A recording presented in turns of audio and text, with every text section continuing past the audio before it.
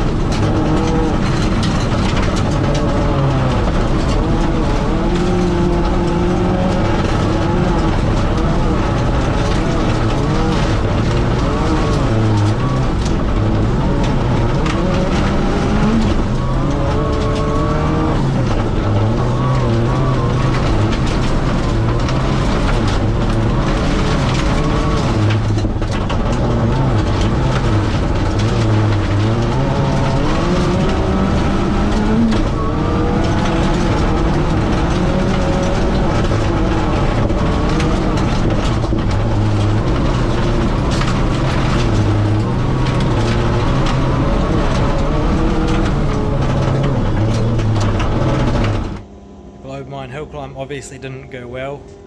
Got the car back home now and I've pulled the head off.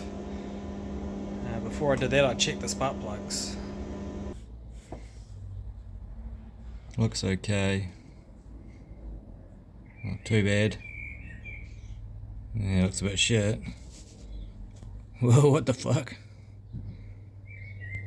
Yeah, so there's obviously something pretty bad going on here. I pulled off the head. That piston's pretty chewed up.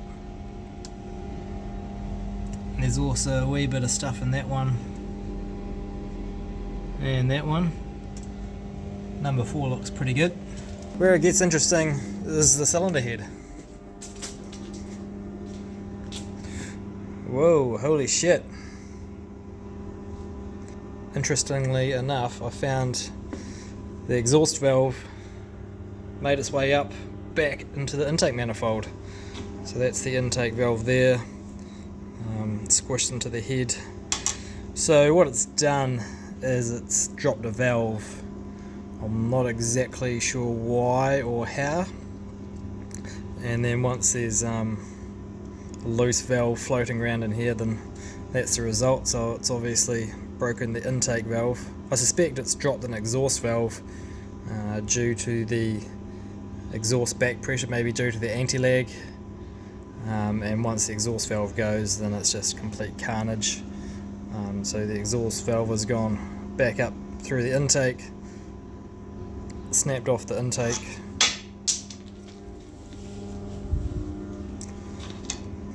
yeah, so obviously this head is completely and utterly toast.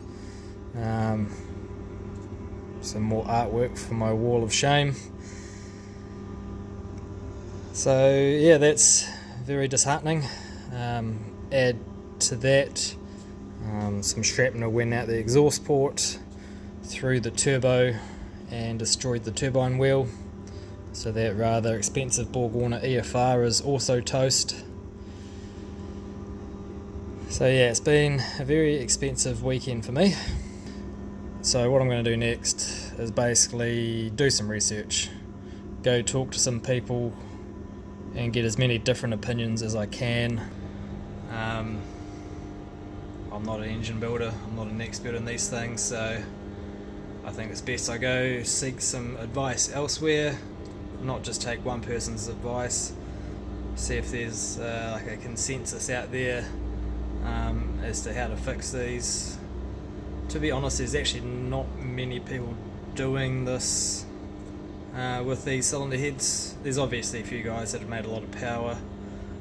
I don't know if there's many running anti-lag. I know there's not many turbocharged rally ones going around. They are known to drop valves. I've heard it before. My understanding was putting a set of valve springs in it should fix it. Obviously not the case.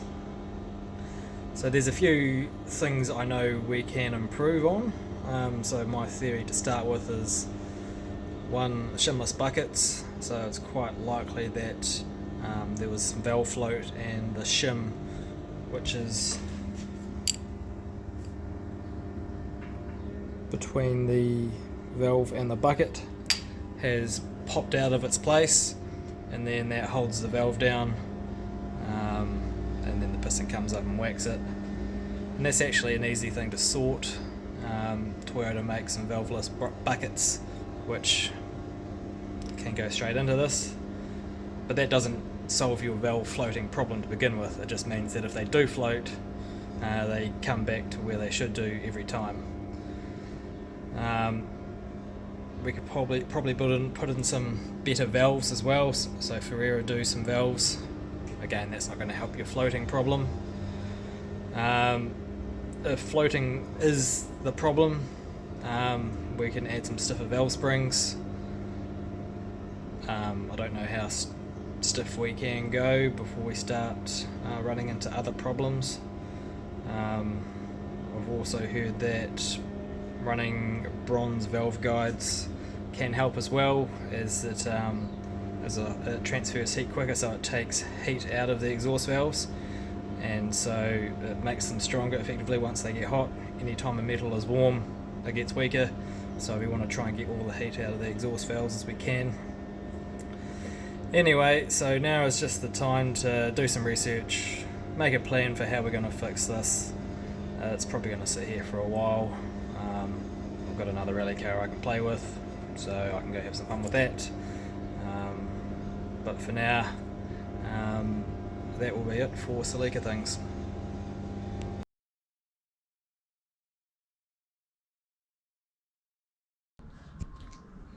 Well, it's been a couple of months now. The Celica has sat in the naughty corner gathering dust, and basically I've been playing with my 8.6 and a few other things, but now it's time to get back into the Celica. So the last 4 months I've been making a bit of a plan, talking to some people, and coming up with a version 3.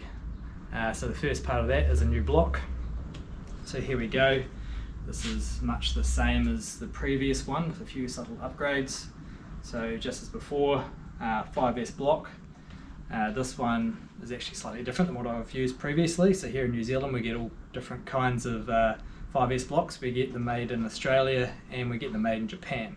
So this one here is a Japanese one, and there are some subtle differences, the main one being the main caps. So we'll spin it around here. And so the 5S Japanese spec is the bigger main caps, which is actually the same from what I can tell as the 3S GTE. And these should be good for 800 odd horsepower or more than what I want to run. I obviously didn't have any issues with the main caps in the previous motors, but have heard of people, particularly in Australia, having issues with them. So you can also upgrade the base spec 5S to the 3S main caps, but you need to have the tunnel rehoned. And so just as before, we've got our powder rods and Tron pistons. So I've reused three pistons. They did very little work obviously, and they're in perfect condition, so why not use them? Obviously the deck's been skimmed, ready for a nice seal on the head gasket. The block's been crow treated by our mates at Nitro Freeze NZ, so thanks to those guys. As well as your general basic preparation and machining. So yeah, that's the block ready to go.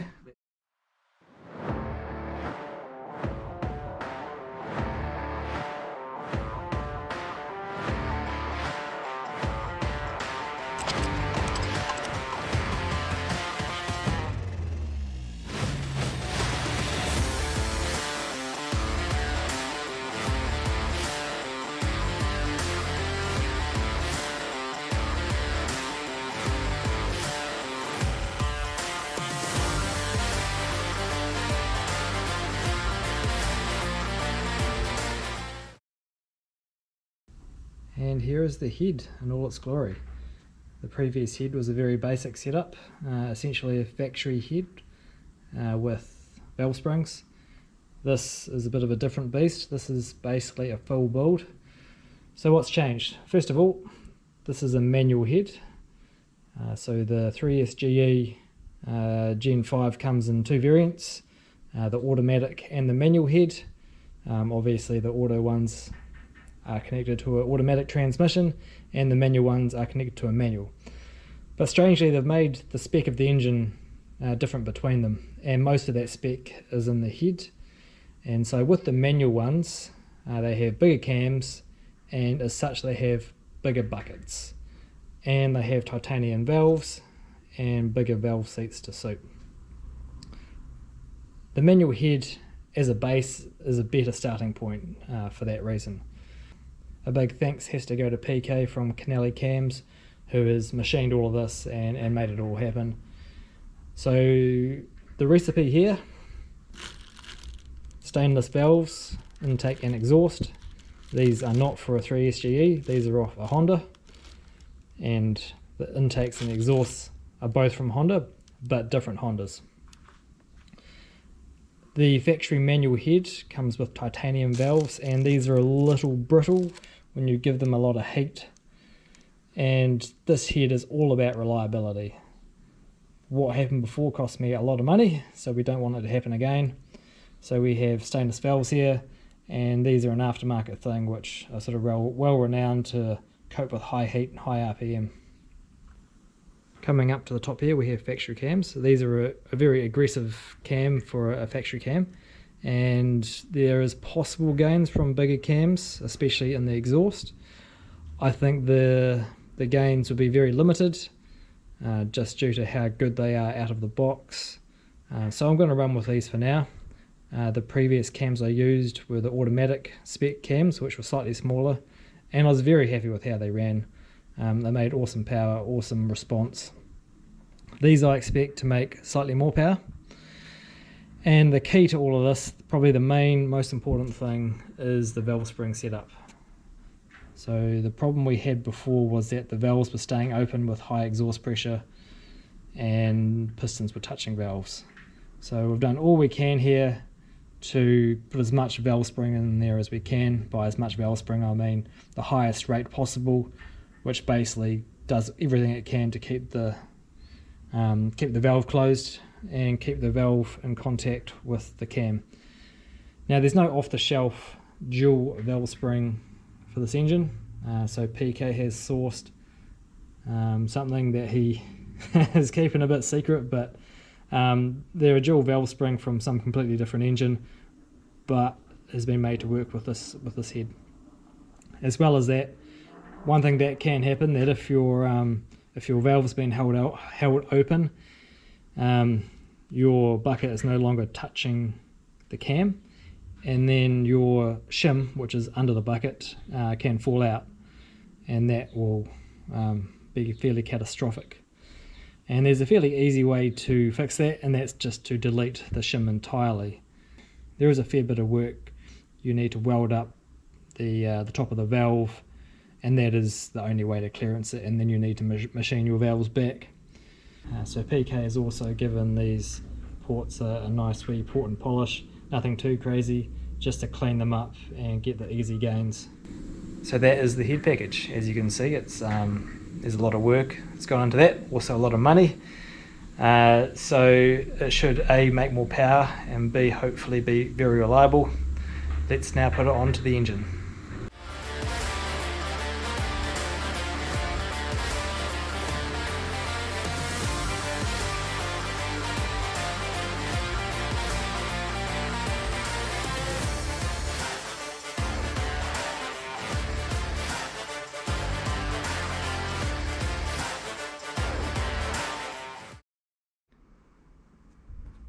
Here is the turbo, and unfortunately this hasn't survived either. If we look in here, you can see the wheel actually looks perfect, spins around nicely.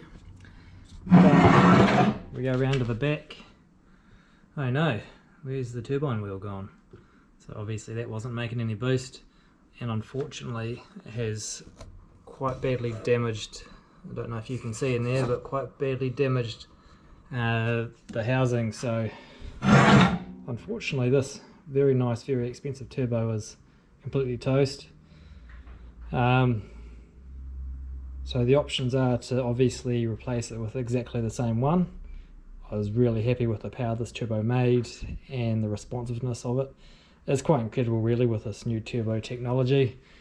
So this turbo was basically maxed out at around 450 wheel horsepower and had insane responsiveness.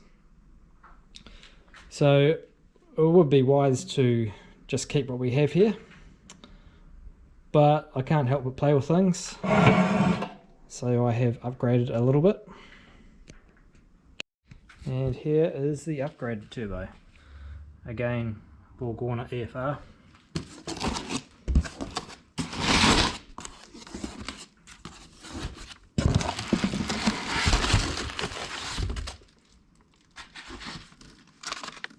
Ooh, shiny. And here we go, side by side. Old turbo, new turbo. So this new one is a Borgwarner EFR 7163. Those numbers may or may not mean much to you. This one here is a 6758. So this is slightly bigger. This is rated to around 500 horsepower at the flywheel, and this one around 550. Looking at them, they are very similar dimension wise. Obviously 67mm compressor wheel on that one and 71 on that one, so it's only 4mm bigger. Obviously in turbo world 4mm is quite a lot. This is one of their newer offerings, and from the research that I've done, they respond just as well as the slightly smaller one while making more power. Whether or not that will turn out to be the case, there's only one way to find out. Fortunately, what I can do is, because I've got a bunch of optional extra bits on here, such as the Turbo Smart wastegate actuator, Turbo Smart blow-off valve, and they should all easily swap over. And obviously I've got a powder coated cover on this one. The covers look the same size, maybe they're slightly different, so I'm going to have to get this one powder coated to match. I'm going to have to weld on my mounting bolt to that one as well. The flange pattern, I'm not 100% sure, but I'll be very surprised if it was different. So that should all bolt up and then should bolt onto my existing downpipe. So the idea behind this turbo follows along the same lines as the cylinder head. The idea is that it's going to make it more reliable, and how it's going to do this is, being a slightly bigger wheel, there's going to be slightly less exhaust back pressure in the manifold, and this basically helps everything. It helps control your valves, it improves the efficiency throughout the engine as there's less differential pressure between your exhaust and your intake manifold. The only downside, of course, is that you need to be able to drive it with more exhaust pressure. So it may make it slightly laggier. There's only one way to find out, but I think combining the more flow of the cylinder head with the bigger cams, etc., with a slightly bigger turbo will result in more power, more efficiency. And probably what I'll do is, if it makes more power, I expect it will, is I'll then wind the power back to somewhere where it used to be, with less boost. It's going to be easier on the motor, less heat, it's going to be more efficient and hopefully more reliable.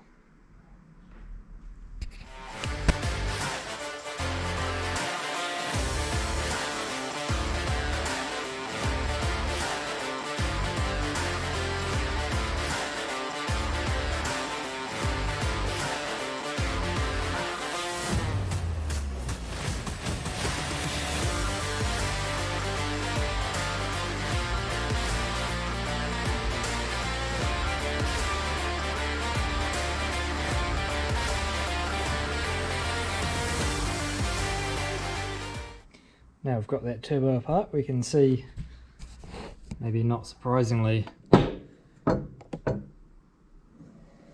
but that scroll is filled up with bits of valve and engine and all sorts of little bits and pieces. And having a look on top here, we can see the comparison of the 7163 and the 6758. So these outer housings are the same. So the covers are swappable apart from the machining around the wheel. So same casting, same family of turbos. So the difference is subtle, but 4mm is obviously enough for an extra 50 horsepower or so. The other problem I have is the restrictor that I need to run for certain events. So with rallying, typically a turbo 4-wheel drive car will need a restrictor, in my case a 36mm, and that restricts the airflow into the turbo and sort of caps it at around sort of 330, 350 horsepower. And the problem is that the intake for that turbo and that turbo are slightly different. So those covers are the same casting, it would seem, but the extra thickness there compared to there means that this is now going to be too small for the turbo. So what I'll need to do is either machine up a flange and stick it over that, or machine up an entirely new restrictor, which is a reasonably big job. I've had problems in the past with these turbo nuts always coming loose. I've tried all sorts of solutions, like mechanical lock nuts, titanium fasteners, Nordlock washers. Nothing really seemed to work, so I just resorted to putting a wee tack on these nuts, and that sorted it out. So I'm going to need to grind those off now, swap over these housings, and then re-tack some new nuts onto it.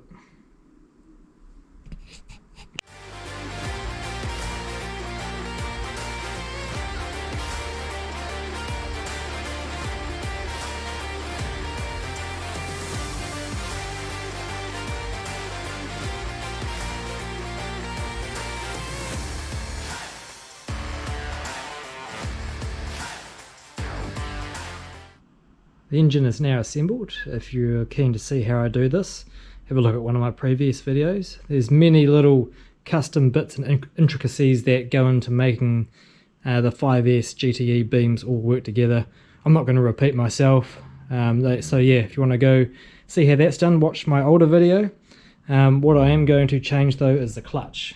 The one that I inspected when the motor came out wasn't very old and it was looking pretty toasty, so considering the grunt that it has and the abuse that it gets, I thought it's time to upgrade to a twin plate. What I've done here is I've gone to MRP, which is a New Zealand based racing auto parts stuff. They do some really cool things, especially for 4Ages. So what we have here is basically a clutch kit specifically for the GT4, using a flywheel made by MRP and a tilt and clutch plate with all the right splines to suit the Toyota. It comes with everything you need: a flywheel, release bearing to suit the tilt and cover plate, hardware, a nice spline aligning tool. So this is the cover plate with the intermediate plates, and 2 friction discs. Let's bolt it up.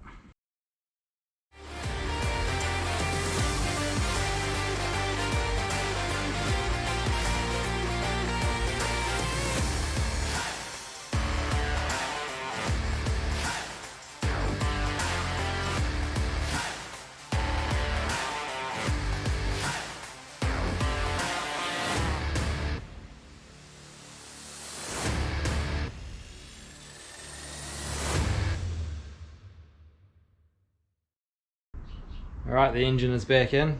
It all went pretty smoothly. It all just bolted together. I've done a couple of subtle modifications just to improve basically ease of maintenance. What I've done is change some of these lines just to make them easier to get to, and I've put in a turbo oil filter there as well. And then down here I've changed it from the Wigan style clamp to an old school silicon joiner. I'm not really a huge fan of those Wigan style clamps, they're just a real pain in the ass, I find, and they wear out, and with all the movement they sort of rub and wear out. I've never really had problems with silicone joiners, so I've gone back to that. Obviously this is a completely brand new, freshly built engine, so before we start it we want to crank it over and get good oil pressure, both at the engine and the turbo. It's a brand new turbo as well, all very expensive. Let's ensure that we've got lubrication before we start to run it.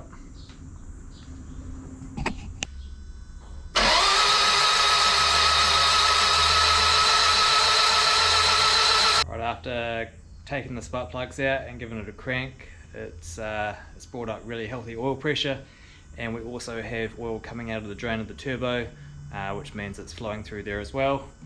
That's all very good news. There seems to be no leaks either, so we'll put the spark plugs back in and we'll see if it runs.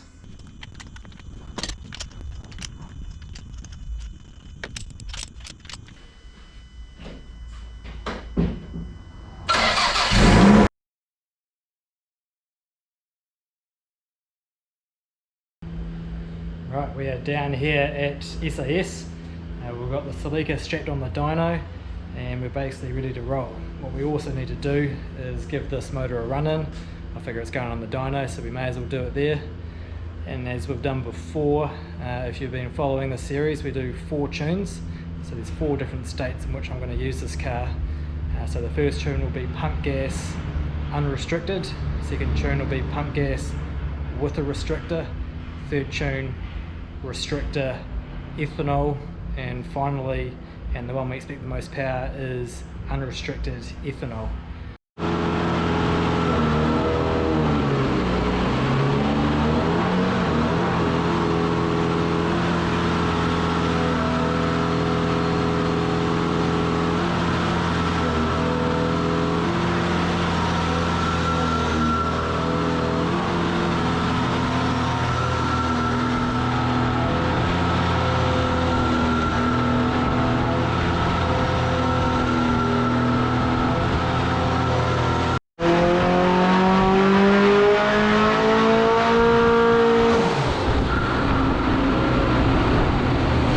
Done both the pump gas tunes, both restricted and unrestricted.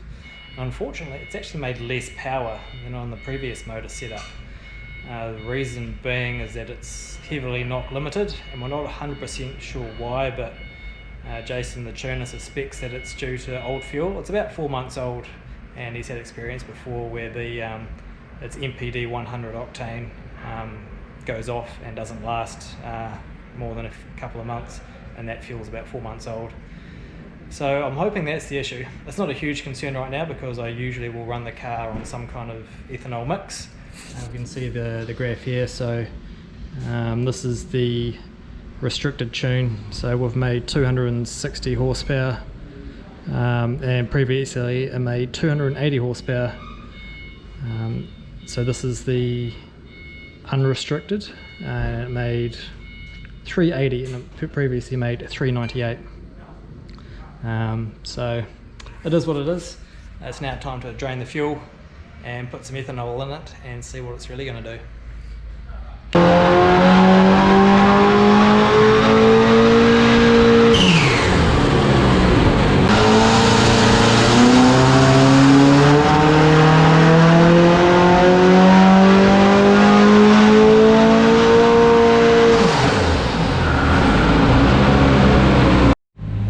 The tuning all done.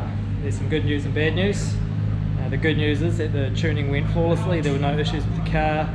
Everything went exactly to plan in terms of that. So just finished the ethanol tunes. So on a restrictor, compared to the old motor, it made another 20 extra Newton meters, but did make 5 horsepower less. And that can probably be put down to the fact that it's a really hot day. So it's near on 30 degrees out there. We look back at the old dyno plot from when we last tuned it. It was a much colder day, so that's sort of a muchness. And then we come to the unrestricted tune, and as expected it's made a lot more up top, so it's now made 499.2 wheel horsepower. So that's pretty healthy really. So that's made an extra 40 horsepower more than the last setup considering the cams and the bigger turbo, that's what we'd expect. It's really lost no grunt down low as well, which is pleasing. So all in all, we can be pretty happy with that. It's going to be a real monster now that 500 horsepower is probably too much on gravel. I might turn it down, take some boost out of it, maybe get it down to sort of 400 to 450, and at least get back into the swing of driving things. Anyway, so that's a wrap for this. Thanks to Jason and the boys at SAS for helping me out with this. They've done an excellent job as per usual. Now let's take it out on the gravel. Right, we're here at the Upper Downs Rally Sprint. We're going to test out the Celica for the first time since its rebuild. It's a very fast piece of road, so I have to get my cojones in the right place. Jason's going to be here co-driving.